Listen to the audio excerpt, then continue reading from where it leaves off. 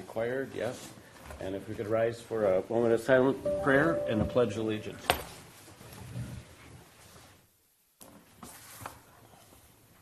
I pledge allegiance to the flag of the United States of America and to the republic for which it stands, one nation, under God, indivisible, with liberty and justice for all.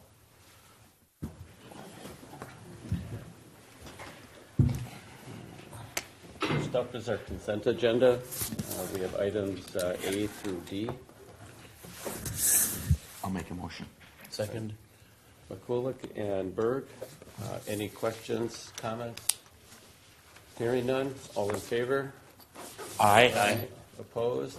Motion carries. Next up, we have a few discussion or presentations. The first is our annual report from the UW Extension. And I believe that might be Kathy. Good morning. Good Hi, Cindy. morning, Cindy.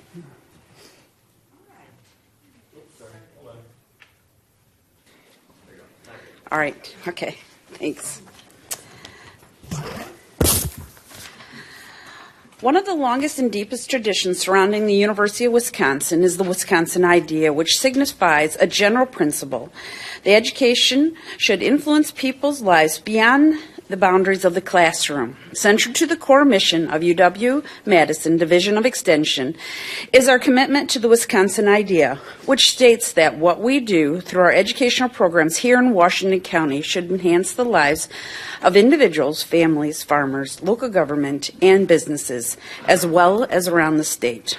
The evidence of this commitment lies in our many ongoing programs, direct and tangible actions that are aimed at identifying and addressing many of the counties and the state's most urgent needs. And we'll share that coming up.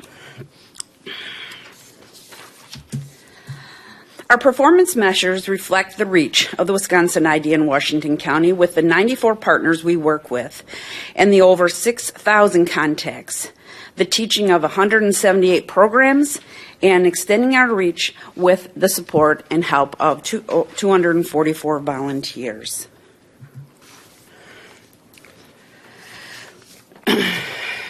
Extension is funded three ways. It's funded federally, by the state, and by the county.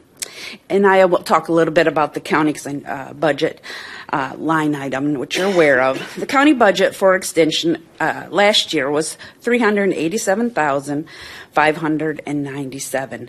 That includes our contracted amount for our educators, office space, support staff, and IT support, as well as travel and training.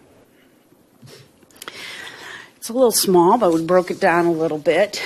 I mentioned our budget, but one thing I wanted to focus on is in 2023, the county paid a flat fee, and they continue to pay a flat fee for each educator.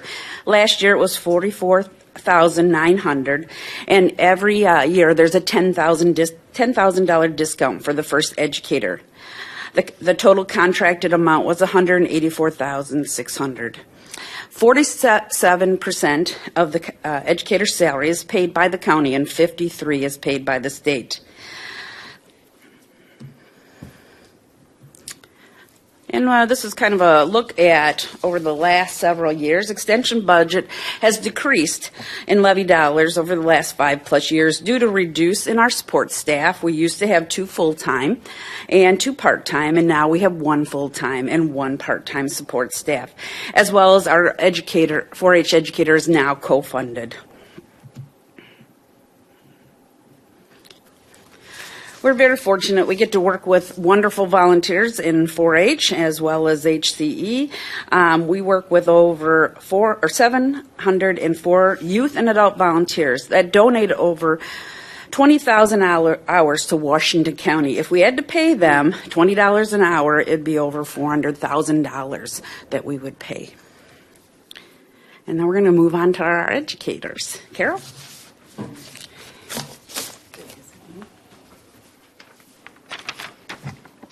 Good morning. My name is Carol Brolick. I'm the Human Development and Relationships Educator.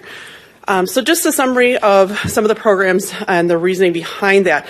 Washington County families are being impacted, are being impacted by the higher cost of living due to the impact of inflation and the nationwide child care crisis. In 2023, the HDR program work has revolved around financial capability education for partner organization clients and families, as well as professional development for social workers and other helping professionals in Washington County through the Encouraging Financial Conversations training series. Some basic money management educational program outreach was provided for a variety of audiences.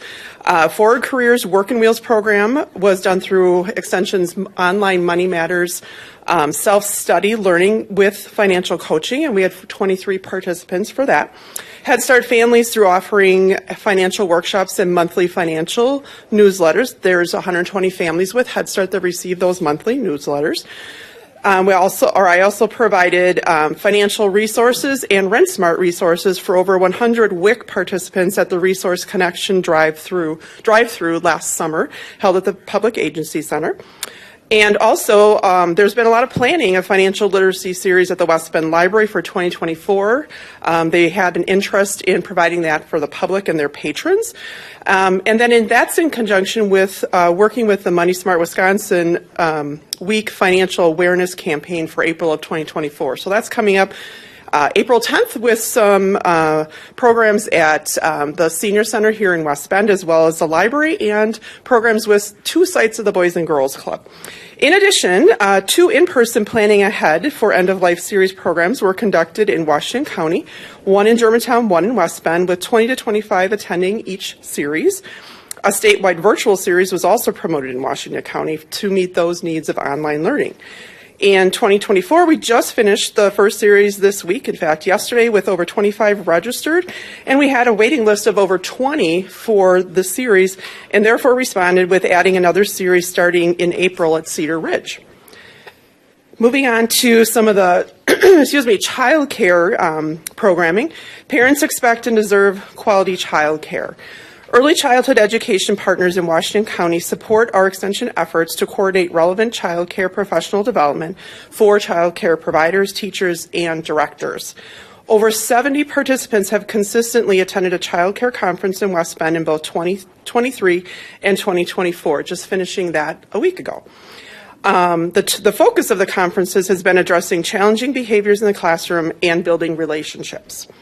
On a related note, Washington County has also hosted one of the 6 statewide extension early childhood education focus groups to determine best practices and research-based content for professional development. And that funding was provided by receiving the Dean of Extension's Innovation Grant. In addition, a child care summit was convened in the spring of 2023 to provide a space for child care providers to have conversations around the challenges in the child care industry, including funding changes and staffing. As a result, child care providers expressed a need to network with each other to learn from one another. However, staff shortages have made this logistically challenging, so moving forward, still a challenge. One focus moving forward is continuing to work with alternative high school seniors and other 18 to 24-year-old groups to provide the RentSmart curriculum and other financial life skills. Moving on, we'll move to community development. Oh, yeah. Carol, question for you regarding that early childhood. How does that align with, or does it align with public parochial K programming? It basically, what we provide is registry hours for the child care providers, and they need to have 15 hours of continuing education every year, so it provides them the opportunity to do that. How it aligns with pre-K, or did you say pre-K or K through? Yeah, so you're saying it's really for private child care centers and their certification and recertification? Can be, but also not every child care center has their employees use the registry system, and it depends what kind of licensed child care center they are. So a lot of the faith-based child care centers do not necessarily use the registry, but as we provide them that certificate, it's still documentation that they have hours for a specific topic that they may have been asked to have professional development in. Does that answer your question? Okay, thank you.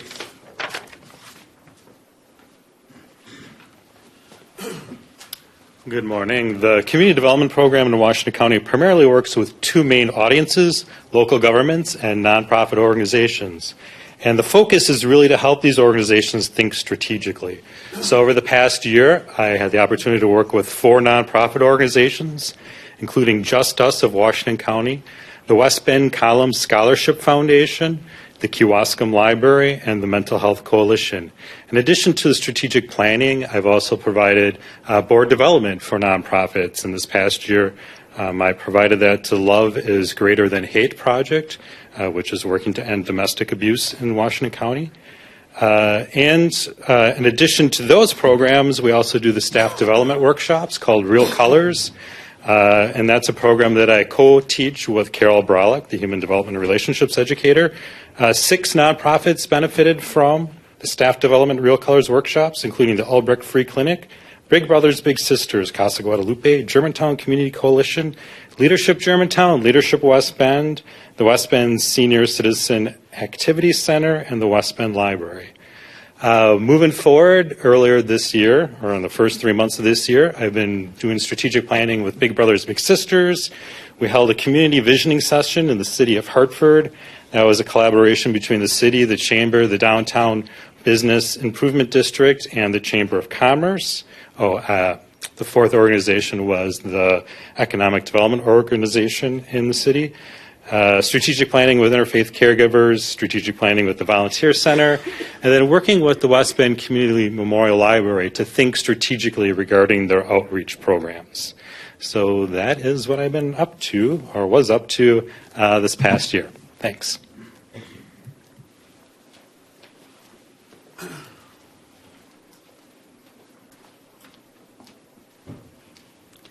Good morning. I'm Liz Gartman. I'm the Regional Crops Educator for Washington, Sheboygan, Fond du Lac, and Ozaukee counties, and I'm going to talk a little bit about both the dairy program and the crops and soils program and what we've been up to. And Washington County has 65 dairy farms with an average size of about 355 cows.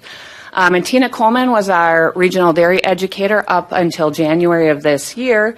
And Tina actually provided a lot of support to farms as they made decisions regarding transition from one generation to the next, and additionally transition from a technology standpoint as far as looking at dairy sustainability and how can we best support dairy farms moving into, obviously, agriculture's constantly changing and looking at where that industry is going.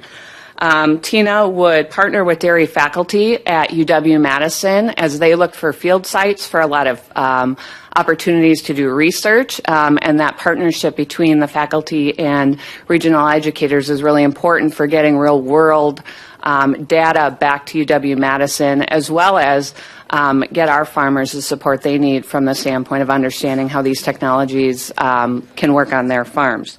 Another major project that Tina was working on was a fitness for transport study, and that was in conjunction with Colorado State University, where they were trying to identify how baby calves are handled. We ship a lot of baby calves out of state, actually. We have a surplus of them here in Wisconsin, and they go to calf raisers out of state.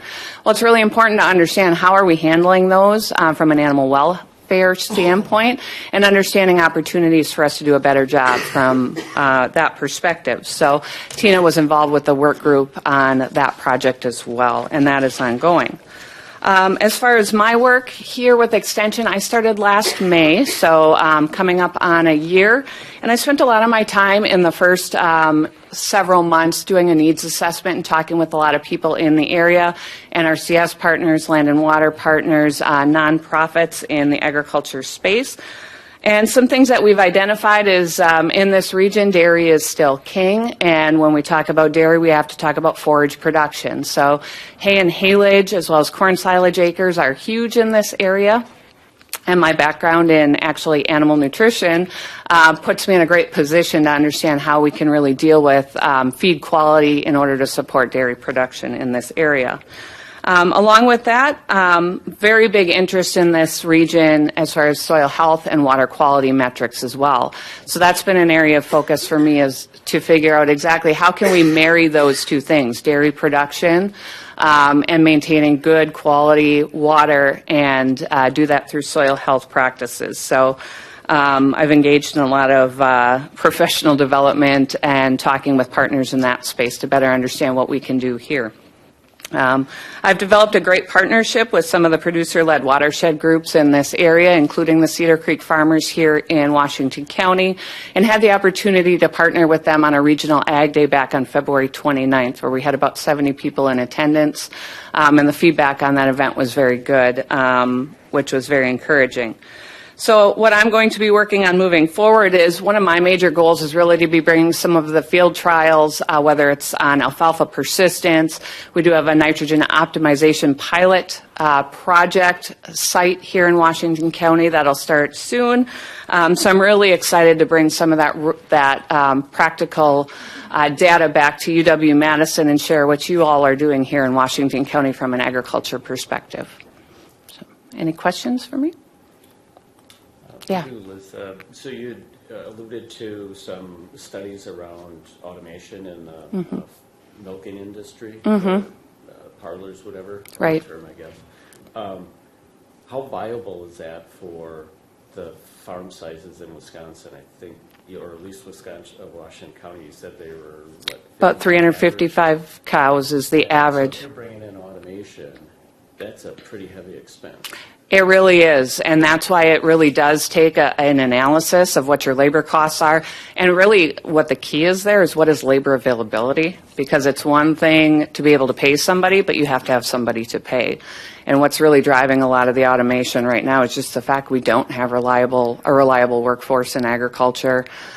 You need about one robot per 50 to 60 cows. So exactly, if you have 300 cows on your farm, 5, 6, 7 robots at $250,000 apiece, that adds up pretty fast. But that even leads to the transition piece too.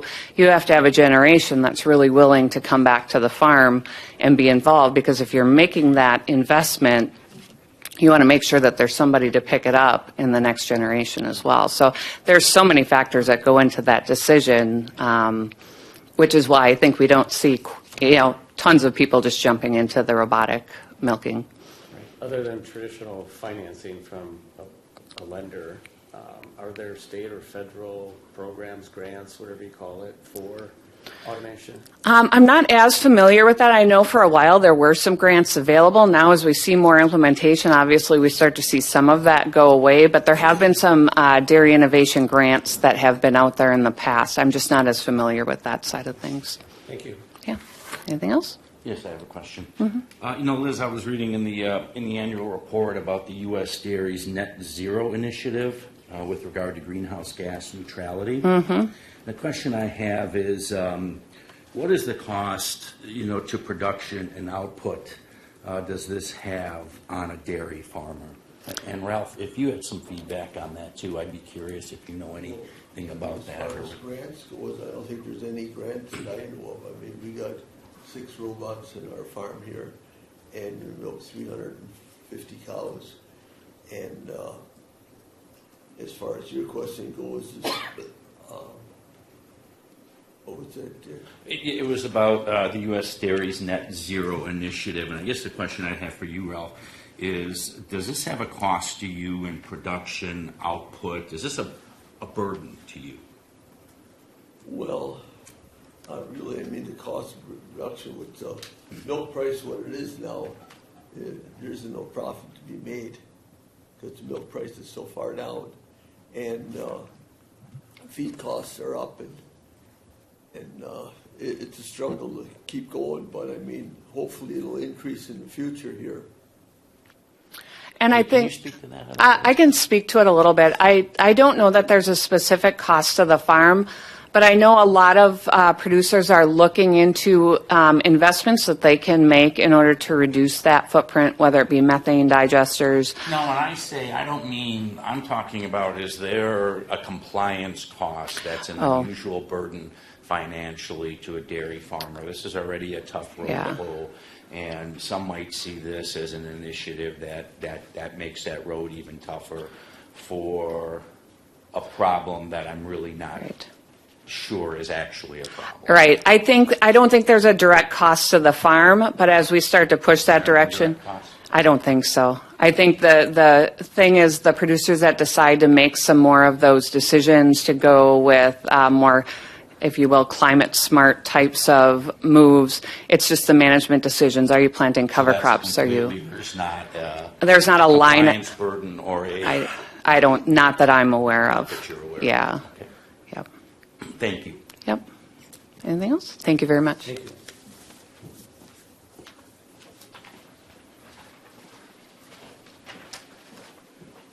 Morning, Ron. Good morning. Ron Jacob Bison, 4-H educator. I started in February of last year. So I was 23, right? Yeah. There we go. And if I was to describe the 4-H educator, I would say there's sort of two lanes. There's maybe some mini lanes in there, but volunteers and youth are the two lanes that the educator gets engaged in. I think a lot of times we think the 4-H educator is just with kids and having fun, but there's a lot of behind the scenes activities that are going on with volunteers. So real quickly, in the last year, there are 16 clubs in Washington County with about 20 countywide projects that meet separately from those clubs. About 594 youth are registered as of today, 227 volunteers. And some quick highlights that sort of illustrate those two lanes of youth and adult is just me getting around to all the clubs and the projects, meeting the adult volunteers, finding out what they need, finding out how they're doing, engaging on a lot of meetings such as Achievement and Recognition Committee, Trust Fund Advisory Board, Leaders Association Board, Recognition Committee. There's a lot of committees that meet with adults for 4-H. Also making sure that adults have their training and are seen as safe and knowledgeable about working with the different ages of youth in their clubs and in their projects. As far as youth go, getting around again to those clubs and engaging in activities helps me develop relationships with them, finding out what they need as well. Just last Saturday, we had a Teen Connect activity that was just for high school age youth, fun social time, but we also spent time talking about how do we keep high school youth engaged in 4-H? What do clubs and activities, what can they do sort of to enhance and keep high schoolers engaged in 4-H?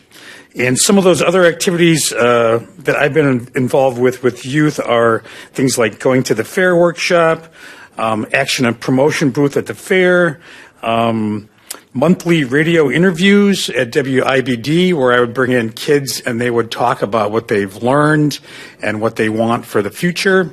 And then just outreach efforts include some of the summer programming. We don't have a summer educator budgeted for this year, but those summer outreach includes going to libraries, Boys and Girls Club, farmers market, and really reaching out to just the general public to invite them to engage in 4-H.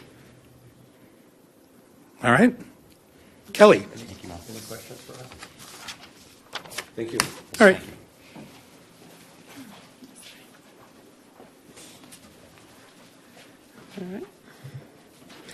Good morning. My name is Kelly John. I am the Community Youth Development Educator for Washington and Fond du Lac County. So I started my time here at Extension June of 2023, so just about 6 months into the year. So I began with a needs assessment with different youth-serving organizations around Washington County and came up with a few themes that I would start working with community partners on. So that's the situation. So youth need life skills, including leadership, advocacy, strong work ethic, independence, and perseverance. Youth need to feel invested in their surroundings to stay connected to their community, and youth need to find their sparks for learning to develop skills and give back to communities. I started these initiatives based on the themes that I came from the interviews. So education to improve youth life skills, leadership skills, and civic engagement. Some of the programming that was done before me was with the West Bend school counselors, and so I continued that work with different workshops in the classroom, as well as kindness leadership retreat, so helping to plan and initiate that this fall. So those were working on leadership skills as well as teamwork, and also we brought in volunteers from the hub to talk about different community engagement projects that are going around in the community to kind of give the youth an idea of what the community needs are, and the importance of civic engagement. I also work with Germantown Youth Futures. So the other parts are youth adult partnerships development to address local issues. So we do that with the Germantown Youth Futures, as well as community outreach, collaboration, organizations to enhance youth-focused programming. So with Germantown Youth Futures, we focus a lot on their leadership skills as well as thinking about social issues within the community. I like to bring youth voice into the projects that we do so that they can have ownership of their projects. The main mission is to give their peers different alternatives to do rather than drugs and alcohol. So we plan a lot of fun activities. We have volunteer opportunities, and we're continuing to brainstorm on different ways that we can help their peers and learn about the social issues that they see. So, any questions? I do, Kelly, thank you. Yeah. You talked about some of the life skills. Have you touched on a need for, let's say, old school civics? Old school. Can you explain what you mean by that? Well, helping your neighbor, being part of the community. I know community development, but it seems like we maybe have lost some connection to that. Definitely. Pick up the garbage that's laying when you're walking by. Some things that I just call that kind of civic-minded and oriented. Absolutely. So part of the retreats that we do, there's a big part of like, what can you do to help your community? And we talk about the neighbor, exactly what you're talking about. The kids get into their groups, they are all separated into groups and come up with ideas that they can do for their community. So they come up with their projects and then they get to present on what they would do. And that's the same with Germantown Youth Futures, thinking about, what are the kindness, civic engagement things that they could do. In that assessment, have the students or the youth themselves expressed that, this is a shortcoming we see. We have such acrimony, we have such divided political stuff, and those things actually haven't been really discussed with the youth. Yeah. What their impression is on what we're giving them as a... Right. And as I build relationships, I think we can have more discussions like that. So because I'm kind of a new person, I like to just build a relationship first and gain their trust so we can have deep conversations like that. But I agree. Any other questions for Kelly? I do, sir. Yep. Yes. Thank you, Mr. Chair. Over the years, I, for one, have been really impressed with the work that Ms. Bralich has done on financial literacy, not only the retirement things, but it brings the question, and I think we have a problem overall with financial literacy. Mm-hmm. So what's the age where we start teaching that to the kids, and have you partnered with Carol to work something like that? Not in Washington County, but in Fond du Lac County, I'm working on a project that works with 4th through 6th graders, and I'd like to bring it to Washington County as well. It's actually a kind of a fun, it's a lemonade stand that they have this whole curriculum, and it's a national program where they learn about budgeting, they learn about being an entrepreneur, essentially. But they learn all about financial literacy in terms of, how do you start a business? How do you own it? How do you think about your profits, your revenue? And I just did this with my 4th grader yesterday. So I think 4th grade is a good age to start. Beyond that, it might be over their heads a little bit. But I also do an independent living program with foster students that are about to age out of the system. So they're from 14 to 24.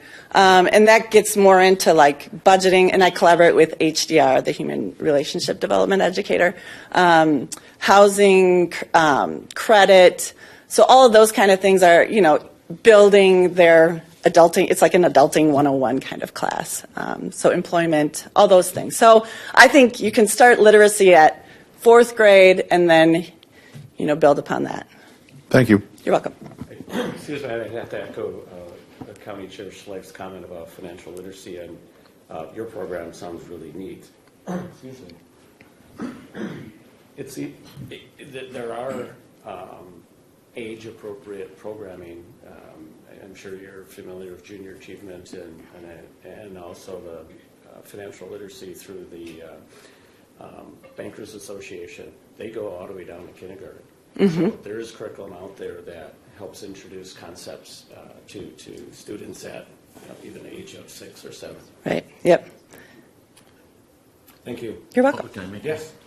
Among the adjectives you started out when you were talking about like your lemonade stand program, Kelly, I hope you would lean into, and I have a brother, and he and I talk about this quite a bit, is I think a lot of youth don't understand, they don't understand capitalism.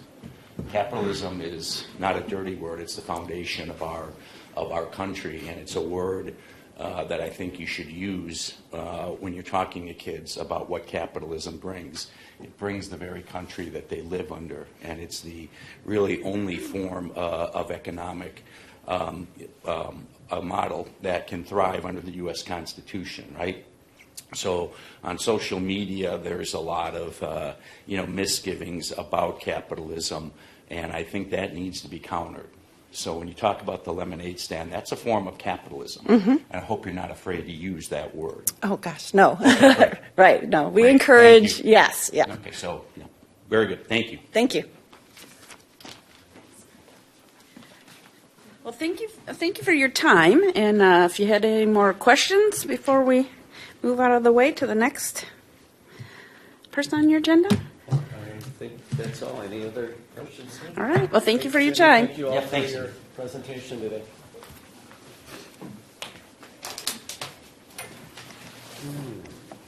Next up, we have our EOS Land Resources Quarterly Report.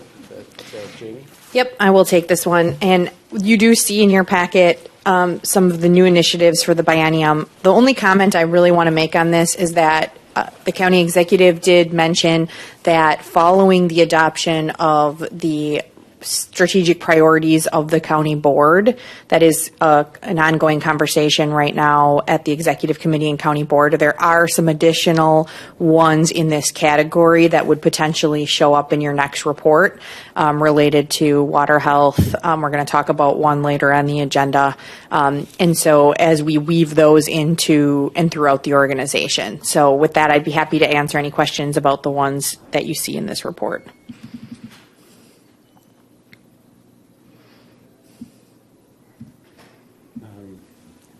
My only observation is there's a lot of meaty items in here and a lot through 2025. Is that, reasonable time frame? And is there prioritization of these, meaning, what comes first, second, third? Yes. So I think that they are meaty. I can tell you with regards to page one of the report regarding the customer experiences with county regulatory functions, that the implementation of the mobile application is probably the lowest priority, just in terms of as we go into the season with our staff turnover, that we are still waiting to see how that plays out and working on how that looks. These other three all, to some degree, go together because as we're talking about the workloads and the goals and objectives, the permit sign-off process deregulation is actually one, and the development of that application that we are moving up after our last some turnover we had in the admin office, simply because it's a heavy administrative workload that we're looking at possibly allowing a self-certification. So that one is a high priority for me because it, in theory, reduces the amount of customer traffic in our office. And then the follow-up. On the second page, we actually have not started the community tree planting program. And then these are These are assigned to some key staff players, so I'm not as concerned that they're not achievable. Okay. Yeah, logically, as you mentioned, some of it will bring about efficiencies, right? Right. Yeah, the modernization of the tree software, that one we are at the whim, to a certain degree. IT will drive the timeline of that, so that's another one that, if that may or may not, yes, County Board Chair. I was going to speak to that. IT is, we're sharing services, so they're pretty busy these days with all kinds of other things. You're not getting left by the wayside, are you? This is in their initiatives as well. So hopefully not, that they are making a priority to maintain service levels for county operations as well. And so we are aware of that, but staffing issues can impact these types of initiatives really easily. So are you seeing some traction in start doing the app? Yes. Okay, thank you. Fellow committee members, any other comments, questions? Okay, hearing none, we will move on to our first resolution. That would be the grant application for energy efficiency conservation block. I need a motion and a second. Motion by Berg and McCulloch. So is that going to be Logan? We will, there was a resolution and a report in your packet, and we are both here if you have any questions that we can answer on this.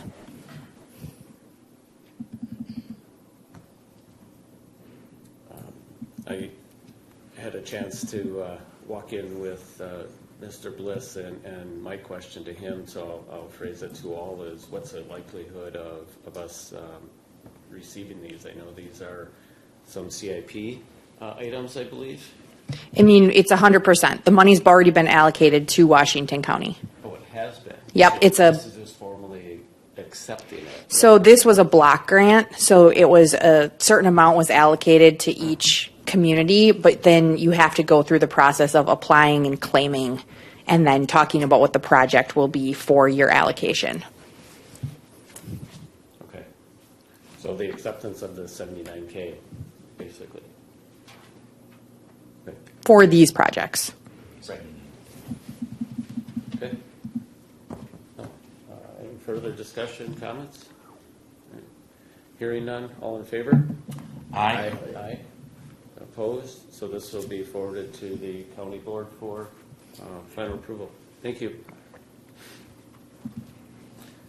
Next is also a grant application for targeted runoff management. And similarly, it seems to be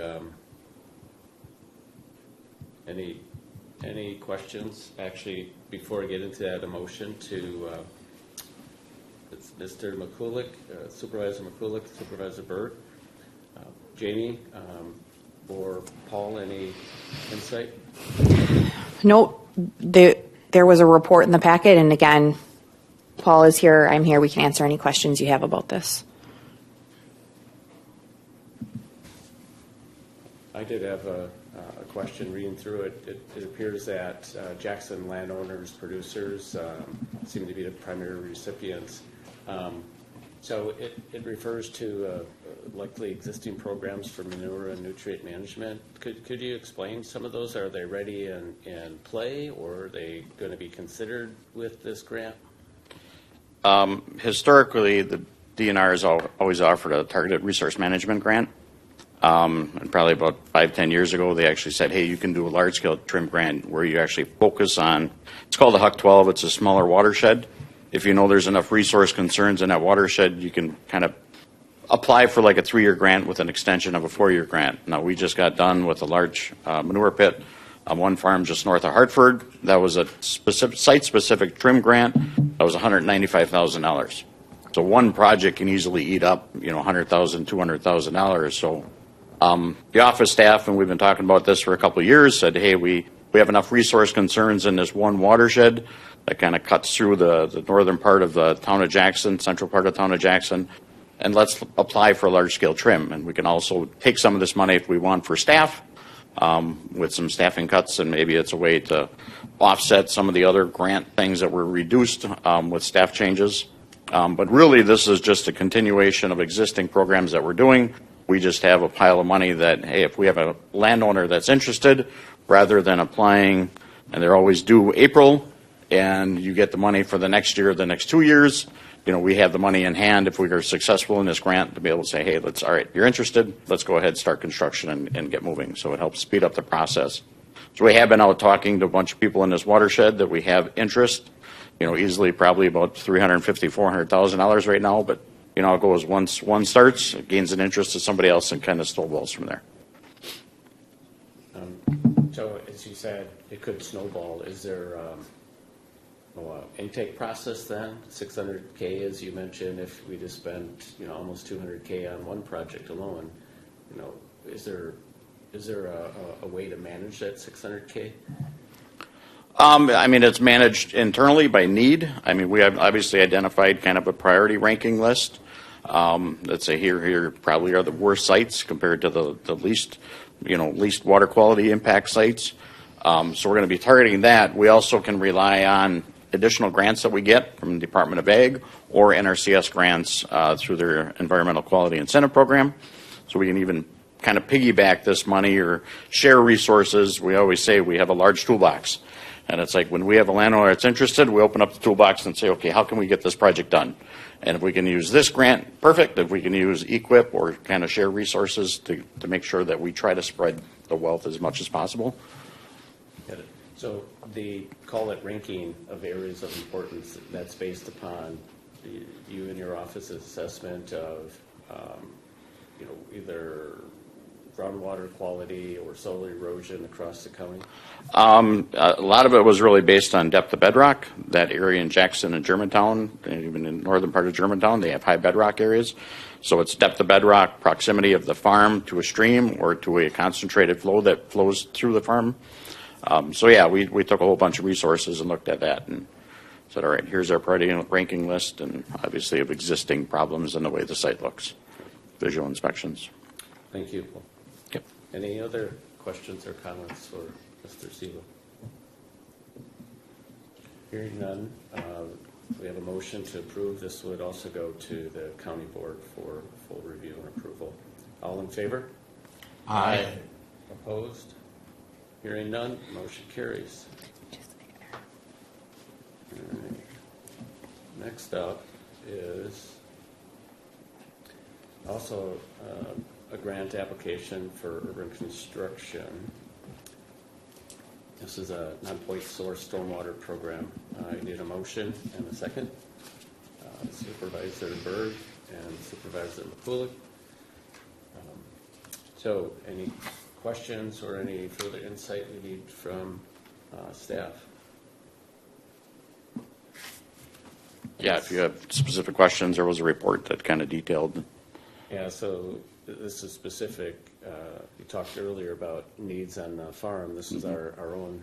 This is our own backyard, yep. It's our own backyard, Yep. county courthouse grounds. Right. And practices. So this is a 50% cost share. Just want to make that clear for all, as the county will be committing, and we do have, it sounds like, allocation in 25-26 CIP. Yes. Just curious, who does that work? So we are actually in discussion with Scott Schmidt, Public Works Director. He actually said it'd be great if the Highway Department could do the work. So it's something that we could offset and pay basically the Highway Department. They could pull from the CIP as well for all the activity. Obviously, they need full reimbursement. If they are unable, then we would actually hire a private contractor through a bidding procedure process. Okay. The design we're hoping to do mostly in-house. But if we need to, there's obviously resources in the grant to pull in a private engineer if need be. Thank you. Any other questions or comments for Mr. Siebel? All right, hearing none. Again, we have a motion for the grant which will require cost sharing, and will also go to the full county board for approval. All in favor? Aye. Opposed? Hearing none, motion carries. Next up on our agenda is a resolution for a general fund transfer to fund Washington County's own rural communities land and water conservation grant. Would need a motion and a second for discussion and consideration. Mr. Make a McCullough? motion. Mr. Berg? Okay.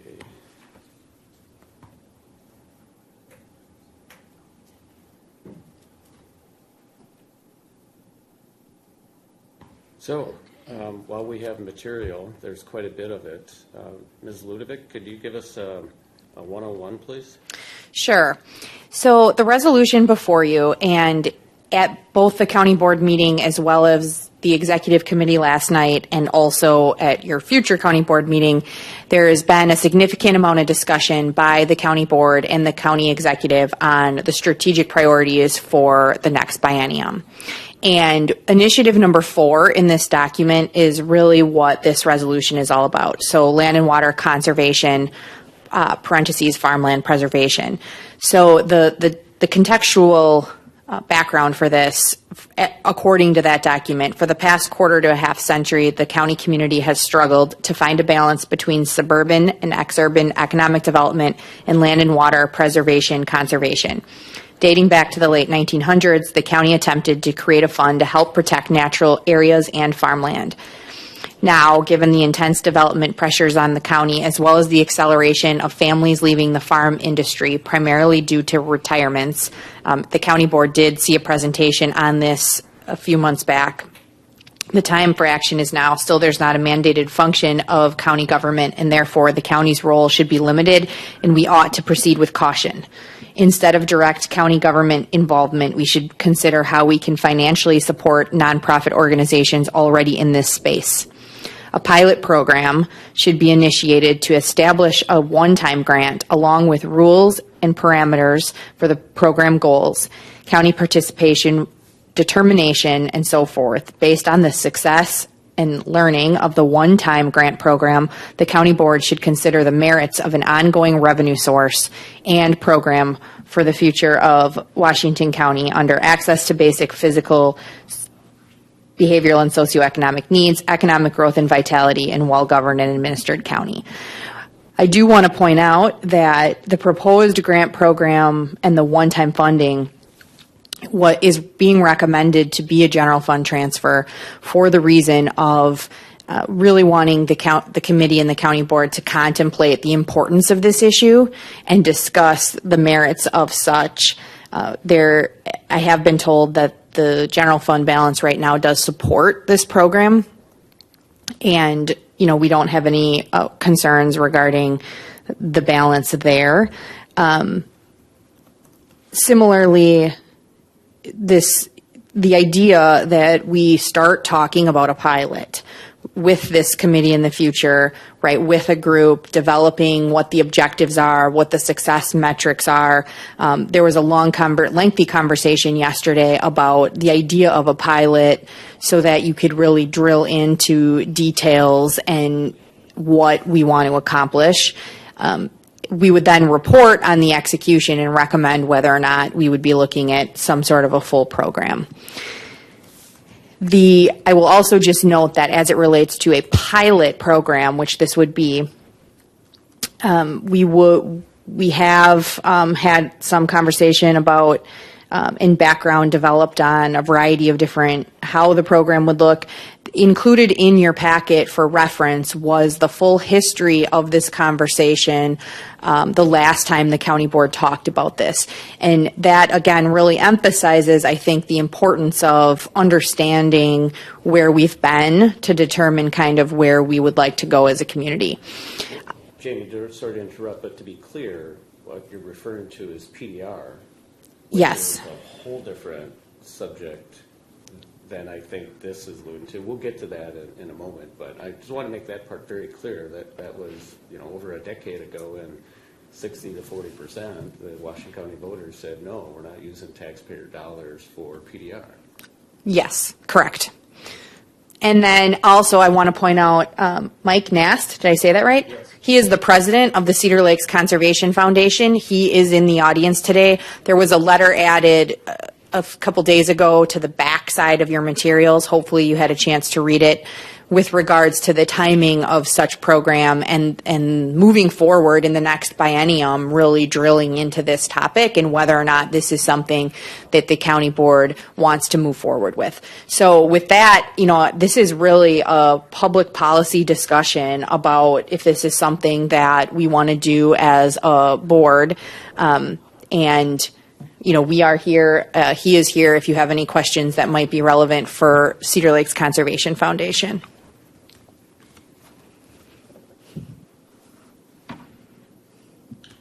I'm sorry, you said Mike? Yes. Thank you. Committee members, questions, discussion?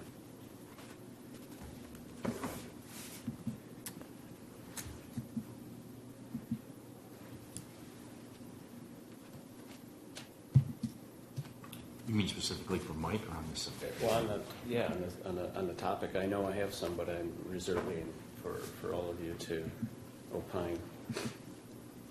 Well, I don't have anything specifically for Mike. The letter from Linda was instructive, so do tell. Okay. So I've struggled with this for a number of reasons, and Jamie, you called out it was a pilot and use it to really better understand whether we want to continue something. Well, that's where I have issue because a pilot needs to be well thought out and prepared, meaning it needs to have objectives. It needs to have identified what success criteria are, because how can you measure whether success occurred or not in a pilot if you were to consider it for further use? And that's expressed right here in our strategy piece. One-time grant program, county board should consider merits of an ongoing revenue source and program. Well, if we don't know how we're going to measure success with this initial one-time pilot, how can we gather information and make informed decision to continue it in the future? And what does it actually mean? Is it purchasing farmland? Is it land and water conservation efforts? That's where I'm struggling because on the face, basically, it's already identified partner Cedar Lakes Conservation Foundation, which I applaud the efforts. So in essence, we would be giving $500,000 to them to presumably purchase farmland, which would be taxpayers' dollars to purchase farmland. That's how I understand it. I guess I would argue with you that as written in this proposed resolution, argue is a strong word. I should have used a different word. I would add that including that those objectives. Now, do we have this boiled down yet with the discussion with our GIS team about specifics related to, the baseline mapping and the quality of bedrock and all of those things? No.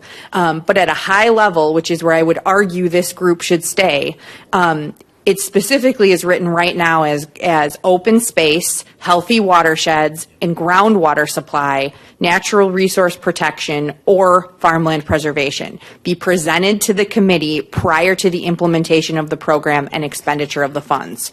So that is the, I guess, have we determined how to measure groundwater supply, healthy watersheds, and open space? No. Yet, but I do think that is a forthcoming conversation that has to happen if we're going to really drill into a successful pilot program. But again, this resolution up here is this something that we want to do? I would also add that I don't know that your comment that the money is predetermined to go to Cedar Lakes Conservation Foundation for that amount is 100% accurate.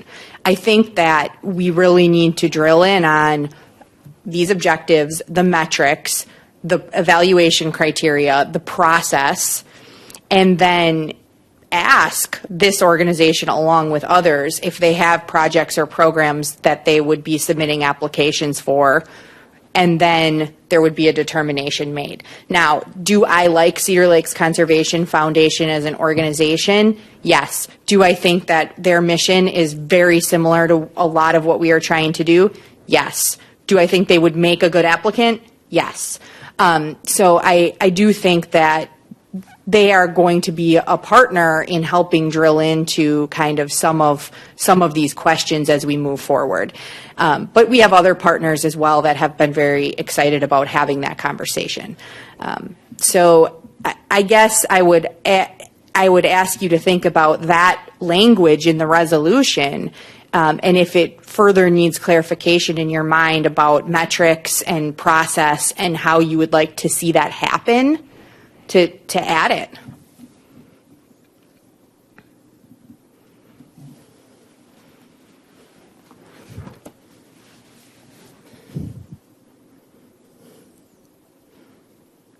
And or if those objectives are incorrect or need more specificity in your mind because you're not comfortable with the way that that is worded, this would be the place for both this committee but also the county board to talk about that, because it's the framework.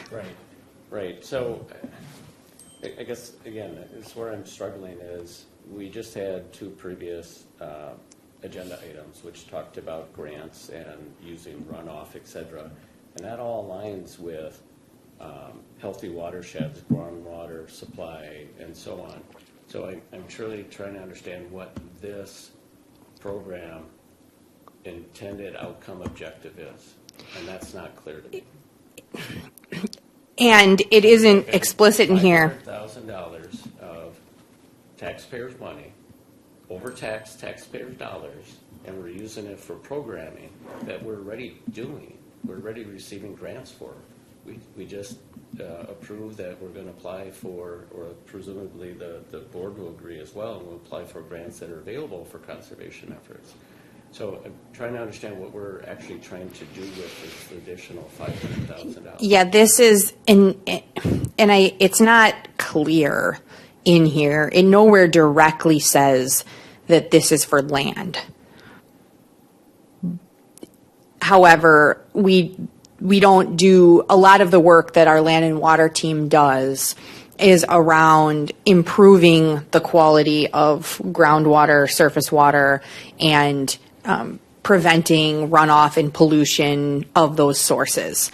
This is really different. It's in contrast in the policy agenda to housing, which is one of the most important policy agendas that the county executive is working on right now, and we're constantly in that conversation about the balance between land for development and housing development and land that helps benefit water. So the answer to that question is land, whether that be the full outright purchase of land or easements or how that looks and feels. I don't know that we know yet, but that is the difference. This is not a program to build, manure storage areas on farms.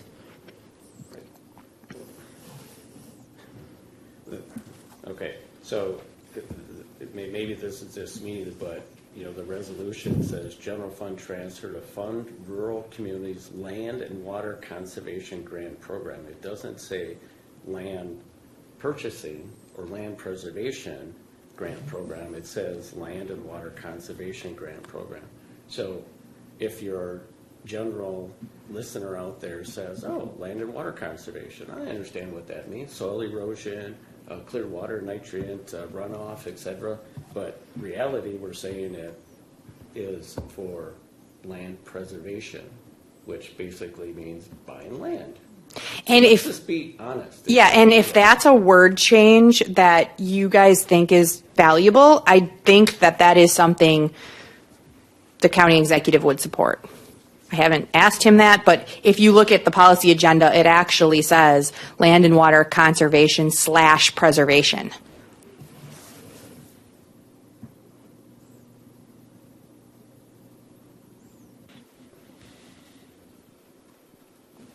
Mr. Gill. Thank you, Mr. Gallup. So, Brian, I understand, and and when I first saw this, I had to, think about this for a while. And, this is one of those issues where, we are putting $500,000 of taxpayer, money into some, into something. I wanted to make sure, and this is a one-time grant, and it's something that we can be evaluative of as it moves forward. If you looked at this survey, first of all, that was from basically 2008, and this is from the city of Hartford, which Supervisor Berg and I both represent. When you look at one of the reasons why people moved, into the city of Hartford, other than having a family history there, and there's a lot of that in our community, it's the town size and the atmosphere, and I've always believed that people, that the residents that I represent really seek the rural nature that we have, and they'd like to see some preservation of that. And I believe if you took that survey today, that number would be higher because they see new threats to the rural nature of their area. This can be solar farms, wind farms, purchases of swaths of land from out of country, owners.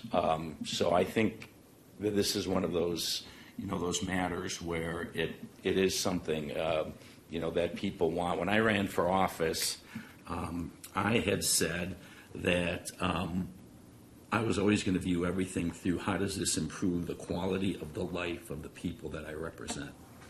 And I think that both our park system and this type of an initiative, at least at this level, just a one-time grant, and the opportunities that $500,000 today gets a little bit more bang for the buck with some grant matches and things like that. It has an increased value. I think that that's a worthy investment at this point of a one-time grant. And I think it fits in with a number of wants that I think the members of my, community, I think, would be aligned with. So I'd be voting at this point yes for this. Thank you, Ken. Any other comments? I have a follow-up. So it sounds like this resolution at least came from a fellow board member, but did it come from the Farmland Preservation Advisory Committee? No. Okay, so we don't know what the outcome of that committee's goals and objectives are. Correct. So this could be in conflict with that. I don't, it may or may not. We know this is in alignment with that. Right. I guess what I'm getting at Right. is, what's the urgency? We have a committee structure in place. We have this Farmland Preservation Advisory Committee to meet and make recommendations to whether it be this committee or the full board.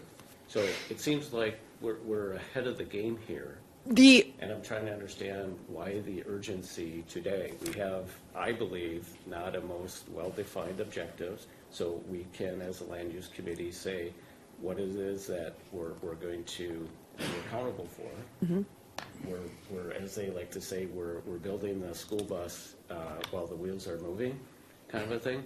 So I'm uncomfortable with that.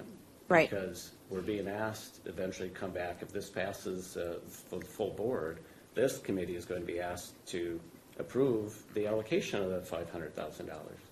Well, I would rather understand, personally, I'd rather understand before that gets to us, what does that actually mean? What are the parameters? What are the guidelines? What it is that we're trying to measure for success? How do we determine and dole out where those $500,000 go to? Which projects?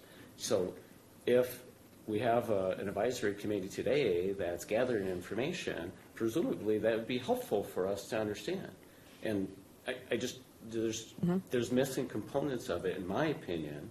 So I'm not, what's the word? I don't want to do a double negative.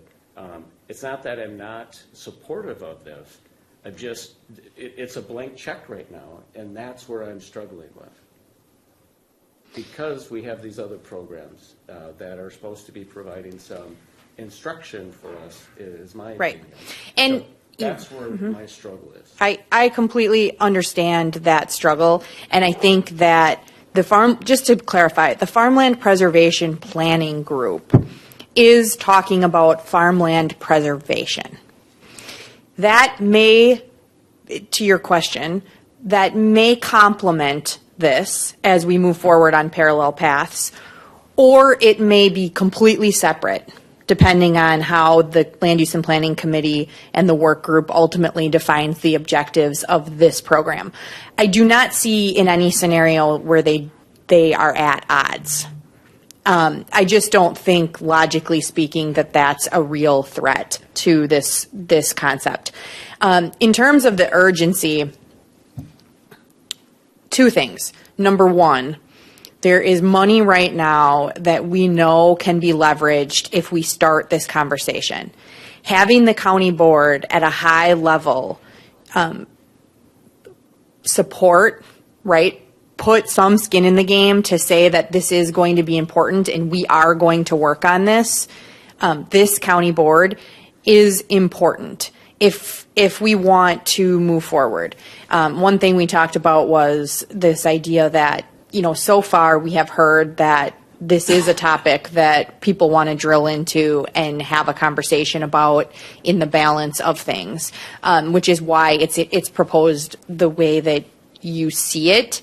Again, if the concern is not wanting to have a blank check,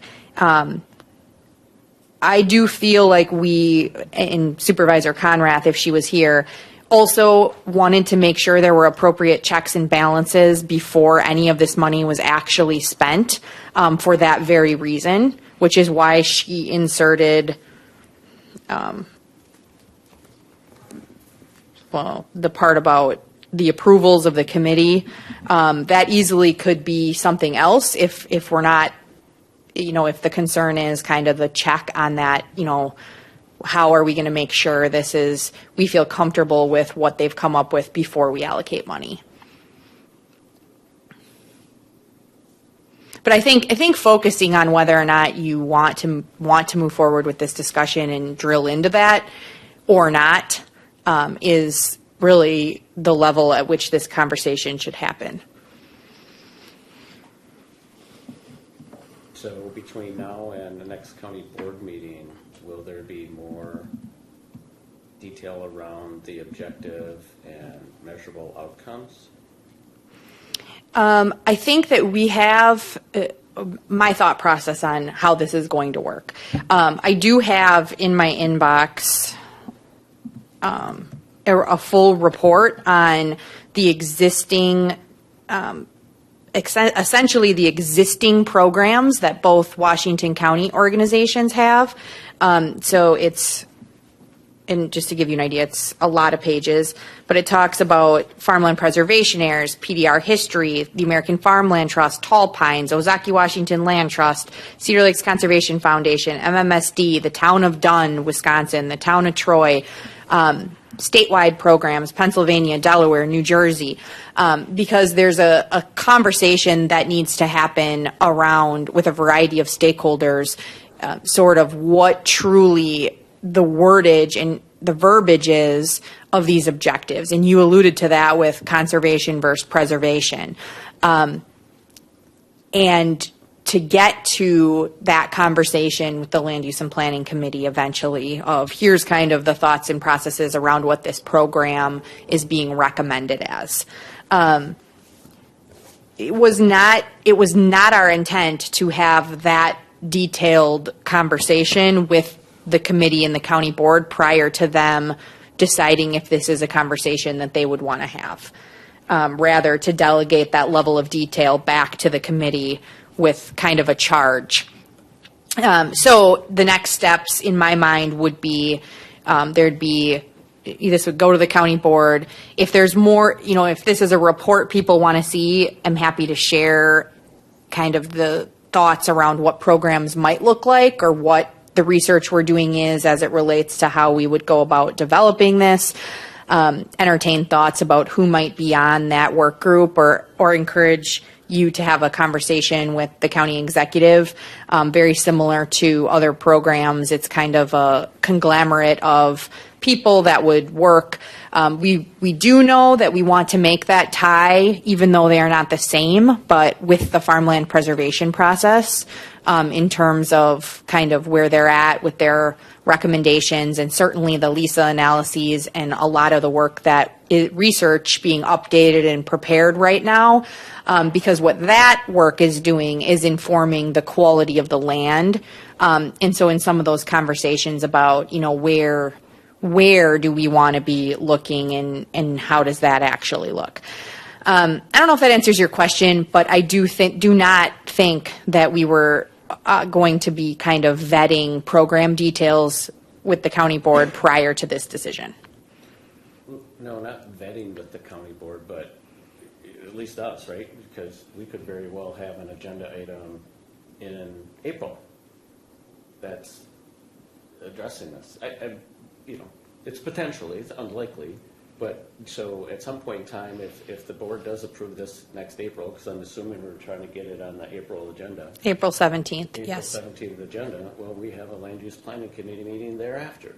So it is possible that we could be asked to take action on how to spend the $500,000. So I'm just suggesting that before we have an agenda item to dole out some of this money, we need to have those parameters in play, because how else can we make an informed decision? Maybe you, the rest of you committee members don't see that as an issue, but I do.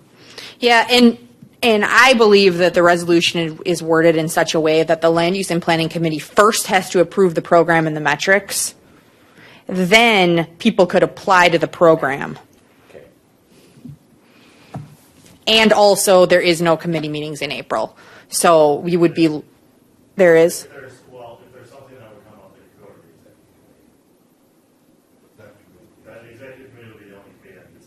That would not be the intent of this program, though. It would be to work with the future Land Use and Planning Committee. So At the April 16th meeting, the committee won't be set yet, so you won't have land use plan. yes, thank you for that. Likely won't be until May. So, well, I just wanted to. But to add on that, Supervisor Gallitz, that's a really good point. And knowing that the uncertainty of that might cause you to want to add some additional language in here, which I would be comfortable with as it relates to how you feel the county board is best protected, for lack of a better way to say it, from because we do take the resolution language as the baseline charge of this is what needs to happen in order for this to get executed. So I'm specifically looking, directing you to consider lines, where is it? So again, just 2 through being 5. fully, I guess, transparent and not misleading. Throughout the resolution, it speaks to farmland acreage loss. It speaks to preserving farmland, preservation, open space. Yet, then it speaks to a one-time for land and water conservation and or farmland preservation. It's almost like, well, that's at the very end, and the focus is open space, healthy watershed, groundwater supply, natural resource protection, and then and or farmland preservation.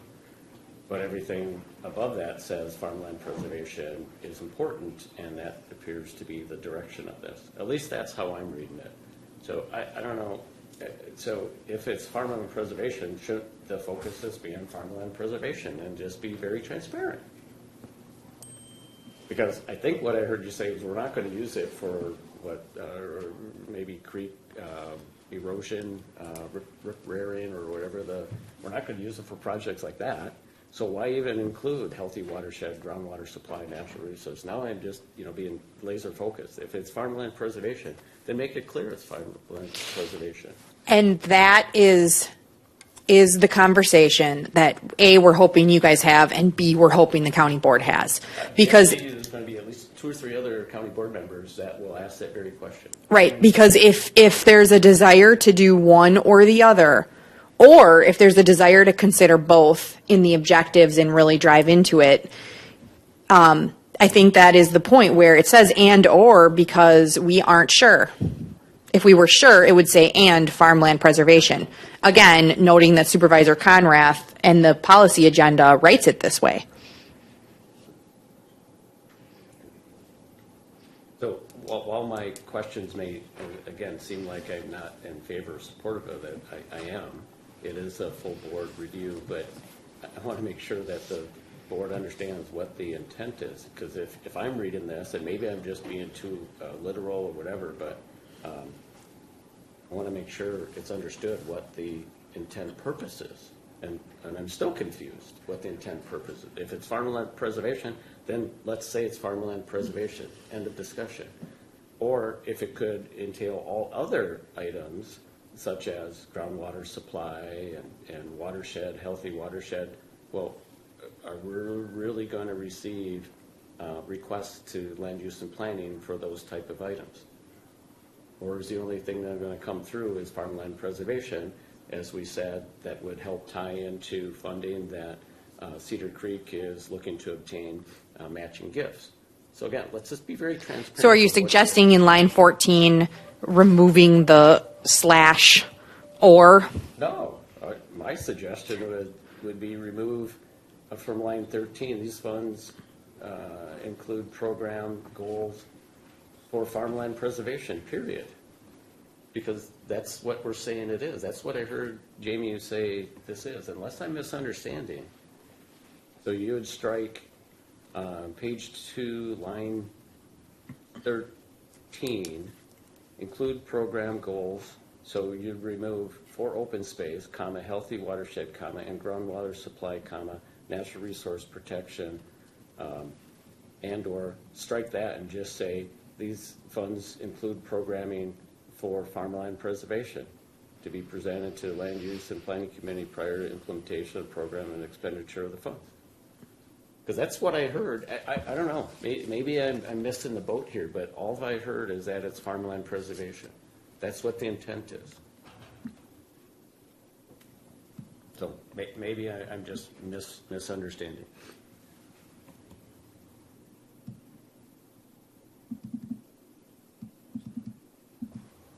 And then for that matter, the line 8, page 2, general fund transfer to fund rural communities, farmland preservation grant program. Because that's what we're talking about. So let's just be transparent. I think the question is, would the constituents, and again, note that I work for the county executive who in theory, would be the person to answer this on his behalf. I don't know if that is something that he would support or not, but I think he would ask for each of you to consider what your constituents would say to this or that and how they might respond to that. And if and to that question of, is the county board going to really be going back and forth of, yep, should it say open space? Should it say farmland preservation? Is it farmland preservation right now is a tool for accomplishing open space, right? So what is the true objective that our constituents want us to be taking a look at? And that is the question for each of you to contemplate.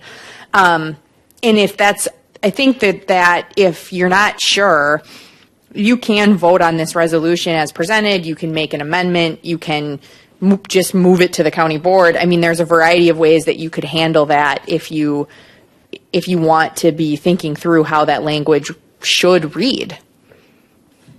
Because they're tying back to the strategic 24-25 initiative for land and water conservation / farmland preservation. Everything in there talks about county government involvement, consider financial support for nonprofit organization, and it all speaks to those organizations and what their purpose is. Well, their purpose is farmland preservation, right? It's not water control. It's not erosion control. I want to be very transparent. What is it? Because I know I'll have constituents that ask me, well, what are we using that for? Don't we have other programs and grants for, soil erosion control, nutrient management, et cetera? So what's the $500,000? And I'm gonna, I do know because he told me before the meeting that Cedar Lakes Conservation Foundation, in setting their objectives, had this exact conversation, and ultimately ended. Is it okay if he comments on that? I'm just as it relates to that dialogue. Yeah, I guess what I was referring to was the fact that Cedar Lakes Conservation Foundation had a kind of an internal conversation about preserving high quality, land that has good high quality conservation value, and moving toward the rationale for a conservation organization to preserve farmland.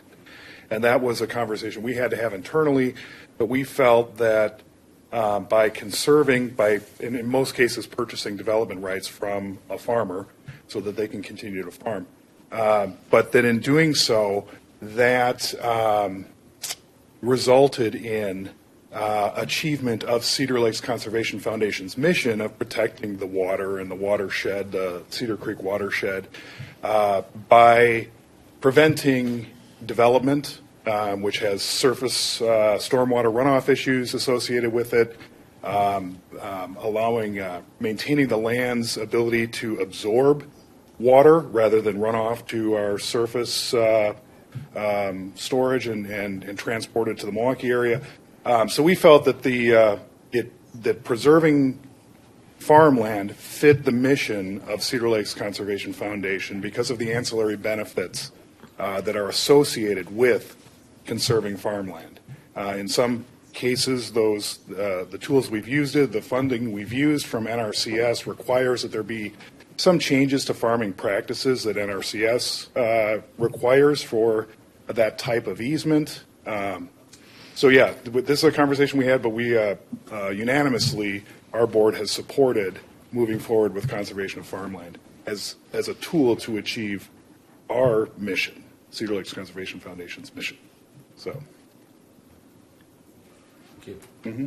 Any questions for Mike? And I understand and appreciate that. Yeah. Good. Thank you. And you've been a great partner and will continue to be a partner. And again, that's not my concerns or reservations here. No, I understand the conversation you guys are having is separate from what I'm saying, but I just wanted you to understand how this fits in the overall. I appreciate it. Well, I actually made a follow-up. So when you say brought in your mission, protecting runoff, et cetera, so what efforts would you envision Cedar Lakes in that arena? In terms in that arena of runoff, nutrient management, et cetera, because if that's eventually preserving land. Yeah. Well, we feel that by preventing development, because the alternative to farming is, in most cases, it's development. It's what we see happening is, and so with the, with the roads and the pavement and the roofs and all of the impervious surface that comes with that, we feel that just by maintaining the land as open space is how we achieve that objective. We don't go in and say we want to put a retention pond in here, or we need to do those types of things. We don't do those types of projects, or we don't require those types of projects in the transactions we do. In most cases, we are purchasing the development rights that is recorded, on the deed. The farmer has to meet, if it's an NRCS program, they may have to change a practice or affirm a practice that they're doing. But after that transaction is done, life goes on. That farmer is allowed to just continue farming. We don't get involved in that, other than monitoring that the land is not adhering to any restrictions that there may be in the easement, meaning structures, things like encroachments. These are the types of things we're monitoring for. But in our opinion, and our feeling is that just by maintaining the land as farmland, we're doing that. There's a benefit in terms of managing stormwater runoff and all those other issues. But we're not implementing projects on that land to do so. Right. They serve the same purpose. Yeah. It's a byproduct of that. Yeah. Yep. Got it. Thank you. Thank you, Mike. Any further questions for Mike? Thank you, Mike. Yeah, you're welcome. Thank you. So I guess it is down to primarily me. Am I comfortable with the resolution? And as I described, I'm not. And I don't know if any of you are have similar concerns or not. Again, if it's, I threw out a recommendation of changing out the language to speak specifically to farmland preservation, as that's the intent. Full transparency, I think that's what it should be. Supervisor Gallitz, I mean, I think that if we can send this resolution to the board and it beef up the provision to bring the goals of the program back, which, prior to consent of spending the money, that language is in here, but does that help appease that concern at all? Or is it not the Land Use and Planning Committee that you want to have that discussion? Or what is your concern with procedurally how that works? Because it sounds like you support the big picture of this topic and your concern is in the details. Am I misreading that? Well, I want to, again, transparently, at least the way I read this, is farmland preservation. $500,000 will be dedicated to that. So the fact that we call it land and water conservation grant, the fact that we speak to watershed, et cetera, let's just call it what it is. Well, and I think the reason that we did that was because we aren't sure, thank you for those comments, but that's very similar to, I think, the conversations we've had about what is the objective. Farmland preservation might be the tool to get there, but the objective is what your constituents really truly want. That's what's unclear to me. What is the true objective?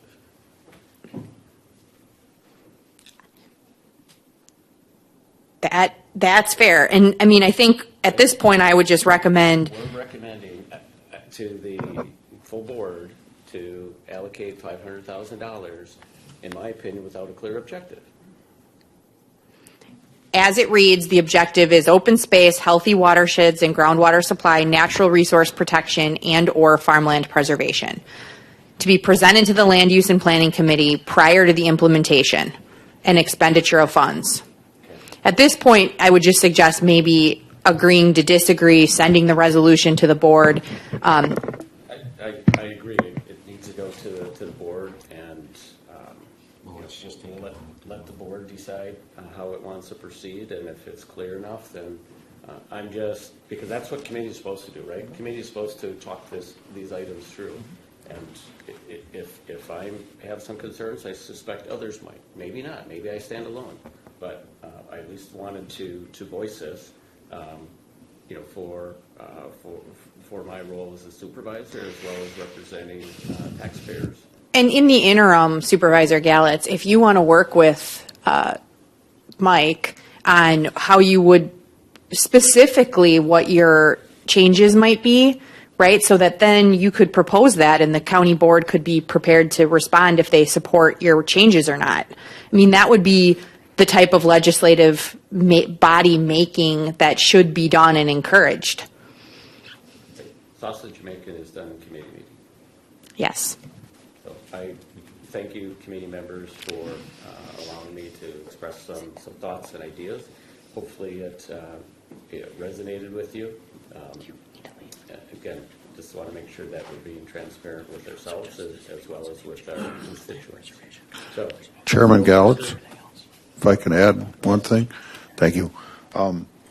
In line 43, it says protection of natural areas and farmland. And to me, that's critical. Talking a little bit with Mr. Sebo, there are areas we know we have bedrock up close to the surface, and some of those areas are better off not farmed. And if this provides leverage to make some of that natural areas, that's a benefit too. So this has been a great argument, and if you look back in 2006, the whole board went back and forth on it. So I think it merits discussion in the full board, and if you want some wording change, that's good. Thank you. Chairman Schleif. Committee members, any further discussion? So the motion is to approve the general fund transfer to fund rural communities, land and water conservation grant program and send to the full board for review. All in favor? Aye. Aye. Opposed? Hearing none, the motion carries. I thank you all for your engagement.